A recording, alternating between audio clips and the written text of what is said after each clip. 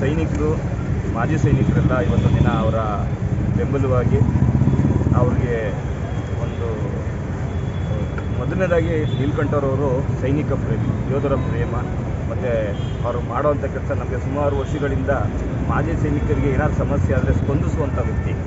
ಆ ಒಂದು ಕಾರಣಕ್ಕೆ ಇವತ್ತು ದಿನ ನೀಲಕಂಠ ಗೌಡವ್ರಿಗೆ ಬೆಂಬಲವಾಗಿ ಇಡೀ ನಮ್ಮ ಮಾಜಿ ಸೈನಿಕರ ಏನು ಕರ್ನಾಟಕ ಮಾಜಿ ಸೈನಿಕರ ಸಂಘ ಇದೆ, ಆ ಎಲ್ಲರೂ ಕೂಡ ಮುಂದಿನ ದಿನಗಳಲ್ಲಿ ಅವ್ರ ಜೊತೆ ಕೂಡ ಅವರು ಈ ಪದವೀಧರ ಕ್ಷೇತ್ರದಲ್ಲಿ ಗೆಲ್ಲುವಂಥ ಕೆಲಸಕ್ಕೆ ನಾವೆಲ್ಲರೂ ಕೂಡ ಅವ್ರ ಜೊತೆಯಾಗಿ ನಿಂತ್ಕೊಂಡು ನಾವು ಕೂಡ ಕ್ಯಾನ್ವಾಸ್ ಕೂಡ ಮಾಡ್ತೀವಿ. ಯಾಕಂದರೆ ಇಂಥ ಸಜ್ಜನಿಕೆಯ ಸರಳ ವ್ಯಕ್ತಿತ್ವ ಉಳ್ಳಂಥ ನೀಲಕಂಠರವರು ಈ ಪದವೀಧರ ಕ್ಷೇತ್ರದಲ್ಲಿ ಗೆಲ್ಲಬೇಕು. ಇಂಥ ವ್ಯಕ್ತಿಗಳು ಗೆಲ್ಲಬೇಕು.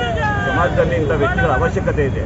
ಇವತ್ತಾರು ನನ್ನ ಪದವೀಧರ ಏನು ಮತ ಬಾಂಧವರಿಗೆ ಹಾಗೂ ಶಿಕ್ಷಕರಿಗೆ ನಾನು ಕೇಳ್ಕೊಳ್ತಿಷ್ಟೇ, ಎಲ್ರಿಗೂ ಒಂದ್ಸರಿ ಯೋಚನೆ ಮಾಡಿ. ಮೊದಲು ವ್ಯಕ್ತಿತ್ವನ ಗುರುಸಿ. ಇವತ್ತಿನ ಕಾಲಕ್ಕೆ ಯಾರೋ ನಿಮಗೆ ಈ ಥರ ವ್ಯಕ್ತಿತ್ವಗಳು ಸಿಗ್ತಾರೆ. ಎಲ್ಲ ನಿಮಗೆಲ್ಲ ಗೊತ್ತಿದೆ, ಪಕ್ಷಾತೀತವಾಗಿ ಇಷ್ಟು ವರ್ಷಗಳೆಲ್ಲ ಪಕ್ಷಗಳಿಗೆ ವೋಟ್ ಹಾಕಿರ್ತೀರಿ. ಆದರೆ ಇವತ್ತಿನ ದಿನ ನಮ್ಮ ನೀಲಕಂಠರು ಒಬ್ಬ ಸರಳ ಸಜ್ಜನಿಕೆಯ ಹಾಗೂ ವ್ಯಕ್ತಿತ್ವ ಉಳ್ಳ ಒಬ್ಬ ನಾಯಕ ಅಂತ ಹೇಳಕ್ಕೆ ಇಚ್ಛೆಪಡ್ತೀನಿ.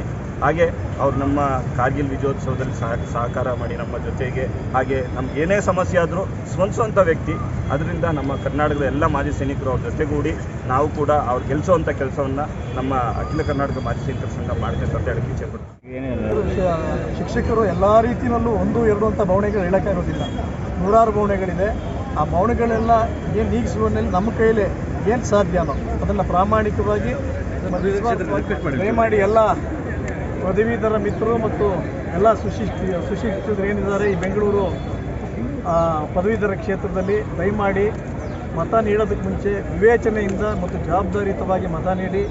ಯಾರು ಈ ಸಮಾಜಕ್ಕೆ ಒಳ್ಳೆಯದು ಮಾಡೋದಕ್ಕೆ ಶಕ್ತಿ ಇದೆ, ಯಾರು ಈ ಸಮಾಜದಲ್ಲಿ ಈಗಾಗಲೇ ತಮ್ಮನ್ನೇ ತಾವು ತೊಡಗಿಸ್ಕೊಂಡು ತಮ್ಮ ನಿಸ್ವಾರ್ಥ ಸೇವೆಯಿಂದ ಈ ಸಮಾಜದಲ್ಲಿ ಒಳಿತು ಮಾಡಿದ್ದಾರೆ, ಅವನ್ನೆಲ್ಲ ಗಣನೆಗೆ ತೆಗೆದುಕೊಂಡು ಮತ ನೀಡಬೇಕು. ಆ ಗುಂಪಿನಲ್ಲಿ ನಾನು ಮೊದಲನೇ ಸ್ಥಾನದಲ್ಲಿ ನಿಲ್ತೀನಿ ಅಂತೇಳಿ ನಾನು ಅತ್ಯಂತ ಭರವಸೆಯಿಂದ ಹೇಳ್ತೇನೆ.